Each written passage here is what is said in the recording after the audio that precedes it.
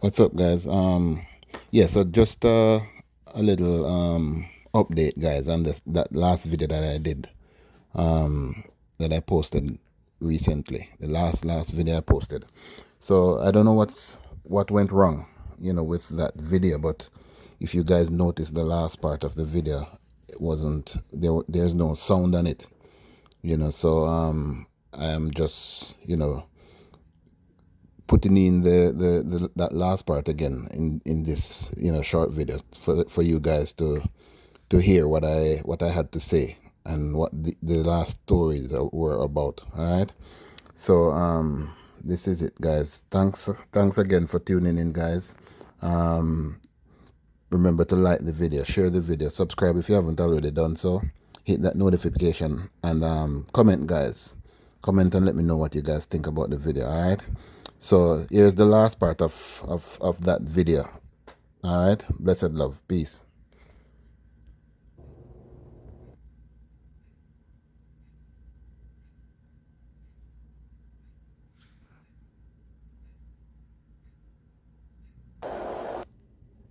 Okay, so guys, so there you have it. That was Police Commissioner Major General Anthony Anderson.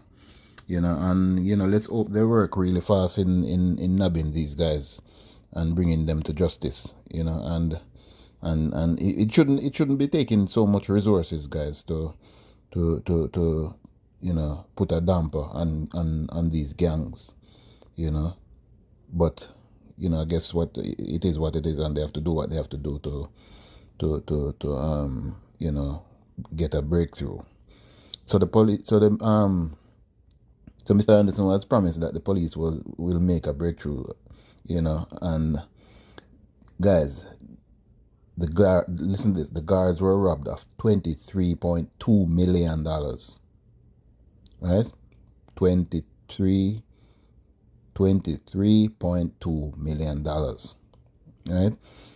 5 persons were wounded, including 4 security guards and the licensed firearm holder during that armed robbery. And boy, I don't know when since Jamaica has become like this. Because as I said in a subsequent video, in a previous video, guys, that the scamming, it's on the ground that the scamming thing is not so vibrant anymore.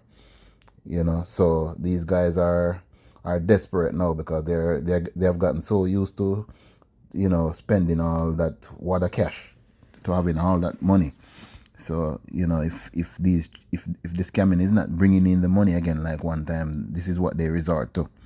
So let's hope the security forces really get rid of them quick and fast, right? So we'll be looking out, guys, and to see what the security forces has come up with. Okay, so anyway, guys, moving on. This young lady that you're looking at on your screen, unfortunately, she's not no longer among the land of the living, and we have to say condolence to her and her friend. Both of them were 3 persons, as a matter of fact, was killed in that brutal onslaught, and that happened near Eros Circle. I think this happened on Thursday, right? So no motive have been established for Thursday night's killing of a taxi operator and 2 women on Upper King Street, Kingston. Right? And Deputy Superintendent Mitchell Campbell, acting commanding chief officer for the Kingston Central Division, said the women are from the division, while the man is from Portmore, St. Catherine. DSP Campbell said at about 10:40 p.m., gunshots rang out at the back entrance of the Border Villa community close to the National Eros Circle. When the police arrived, the bodies of the woman and taxi operator were found inside a white Honda Civic motor car. Well, in fact, they weren't inside of the car, right? They were outside of the car. The only person that was in the car was was the taxi driver. And the way the guy was sitting in the car, you wouldn't even, if you were passing and looking at him, you wouldn't believe that he's dead. He's just sitting in the car with his head down, like, when somebody is sitting in a car and doze off with their heads nodding down. That's how we look sitting in the car. You know what I mean? So we just want to say condolences to the family members of that taxi driver, and all his friends, loved ones, and all of that, and also to the woman, regardless of the circumstances. You know what I mean? So word on the street, guys, is that it is believed that one of the women, were the targets of this onslaught.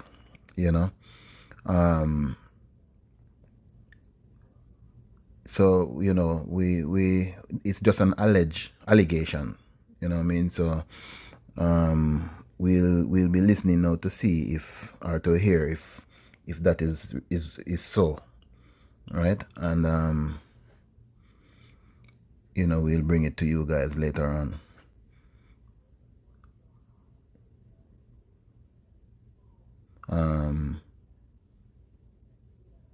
DSP Campbell said the police believe the women were transported to the location to get their makeup done for an event. So yeah, that I heard that too, guys, where they are saying that they're not from the area, but they went there. They are frequent visitors to that location where they go to this salon, where they get their makeup and hair, I guess, and nails and all of that done there. So as I said, we'll definitely be listening now to hear, if for the motive, behind the killing of these young ladies and the taxi driver.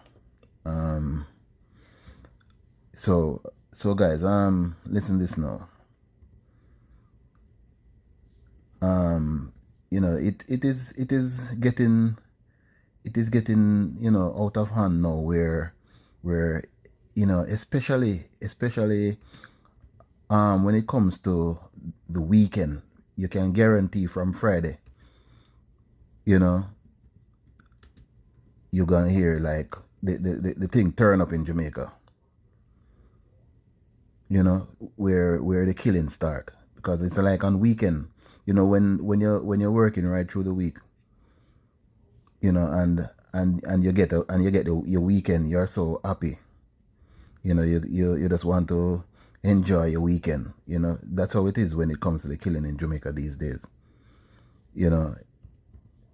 And we wonder why, because it's kind of so funny and surreal where where that is concerned, because we want to find out why that takes place. I don't know.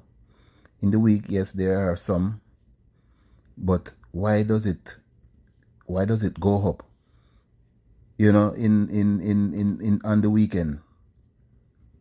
So I need somebody to answer. If you can answer this question and you're on this channel, I just, if and you know what is going on, or think you know what is going on, just drop us a comment and let us know, because boy, it is really funny, really funny.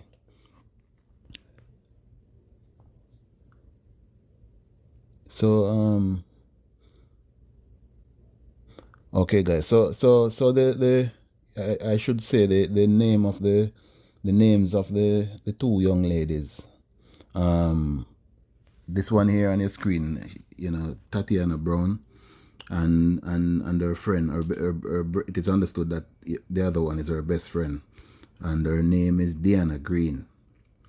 And it is so sad. Young fresh girls, young beautiful women. Sometimes, boy, sometimes I have to wonder if some of them man here, if if something wrong with them, something really wrong with them. Them no love woman at all, boy. Because when you look at some of these ladies that them kill, well, I guess if you get a job to do, you have to do it. and that is what is going on with some of these guys. So they are 21-year-old. This is 21-year-old Deanna Green, and Tatiana Brown is 20. I'm sorry, 20. Tatiana Brown is 21 years old, and Deanna Green is 22 years old. Deanna of Law Street in the parish. Tatiana is from West Kingston, West Street. That's in the same place in Kingston here, there. The third person, the taxi driver, is 37-year-old Devroy Peart of Mitchell Drive in Portmore, St. Catherine. Right? So I guess they hired him from Portmore to bring them over there to get their beauty on. You know what I mean? So as I said, guys, before, condolences. So anyway, this final story that I'm coming to you with, read this, guys. Look at your screen. And call. You look at your screen, guys. Let me get this thing back on the screen.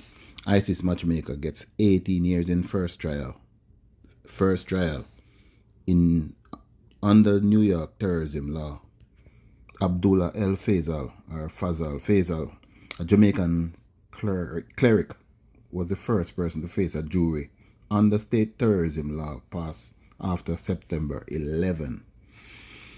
Boy, may I tell you, guys, the Jamaicans, I guess some of them think they have to make the news no matter what, good or bad, but we would rather you make the news good in a good way than bad. Right? Now listen to this, guys. After ISIS promised in 2014 that the world would hear and understand the meaning of terrorism,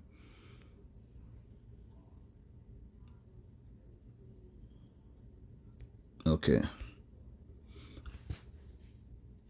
where was I? The meaning of terrorism. Fervent Western support came from a Jamaican preacher once imprisoned in Britain for urging violence and later expelled from Kenya by officials fearing he would encourage radicalism.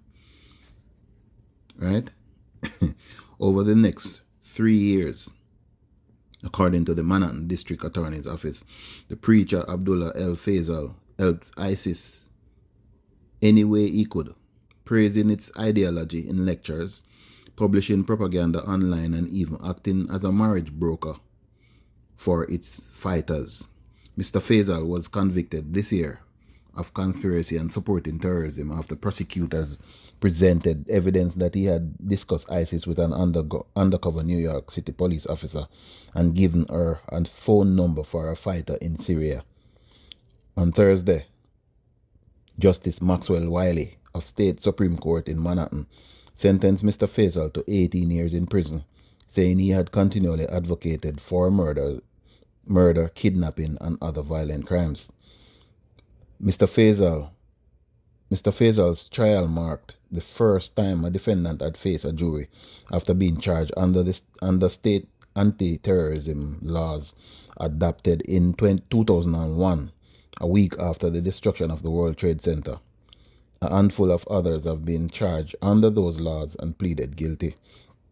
Mr. Faisal was not accused of planning violence in New York City and had not set foot there during the period covered by his indictment. But undercover police officers with the Intelligence Bureau, whose members typically do not wear uniforms or badges and communicate with other officers through handlers, exchanged messages with him from Manhattan, establishing jurisdiction for prosecutors. Investigators' testimony provided an unusual window into the secretive Intelligence Bureau, which has been criticized at times for compiling information on anti-war protesters and spying broadly on Muslims in New York and New Jersey. Manhattan will continue to be a target for those who want to harm this country. District Attorney Alvin L. Bragg. Working with our federal and state law enforcement partners, our office stands at the ready to continue combating terrorism. A prosecutor, Galperin, on Thursday asked Justice Wiley to impose the maximum sentence for the 5 counts on which Mr. Faisal was found guilty, calling him one of the most influential and vitriolic English-speaking terrorists of our time. Isn't that a shame, guys?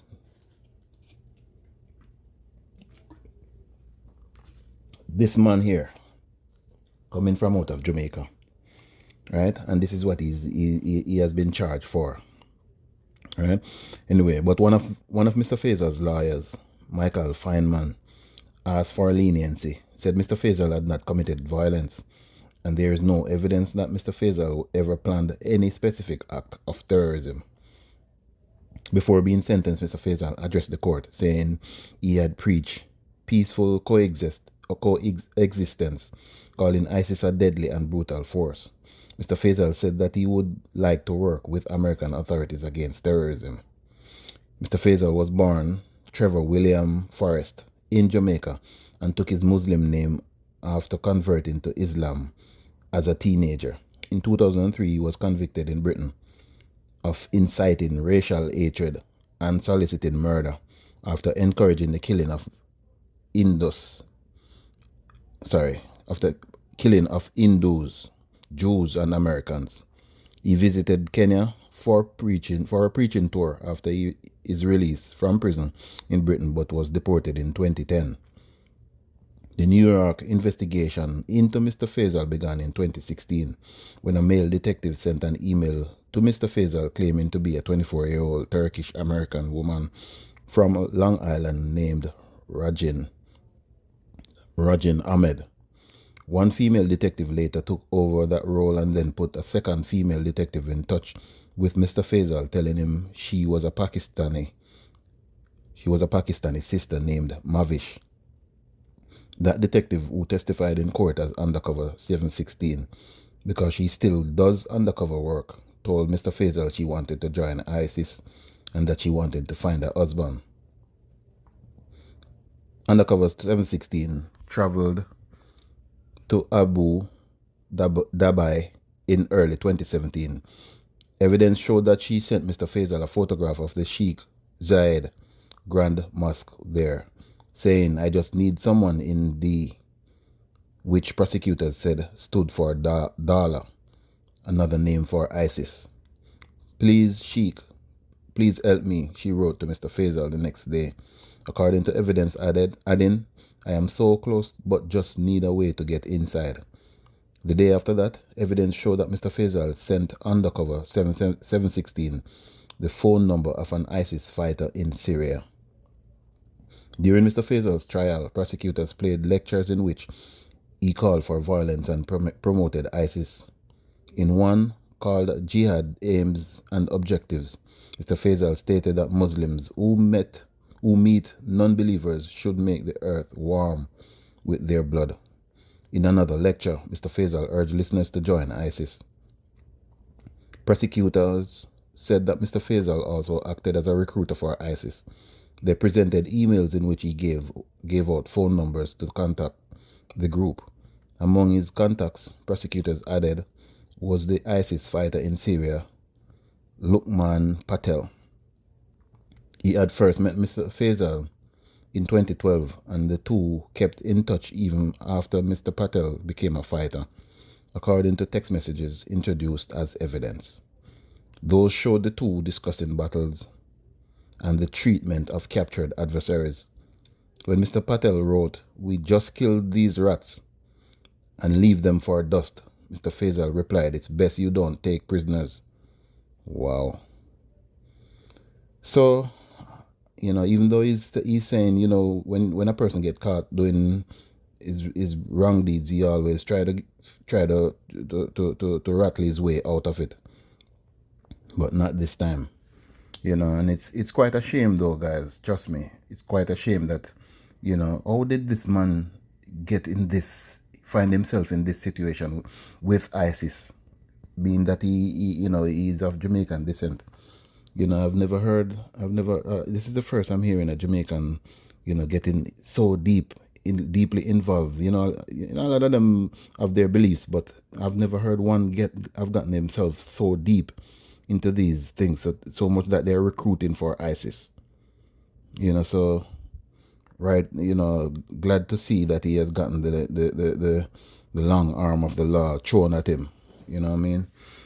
So anyway, guys, I've definitely gone too far in over time. So, but I hope you guys see with me this time, and continue to watch the videos.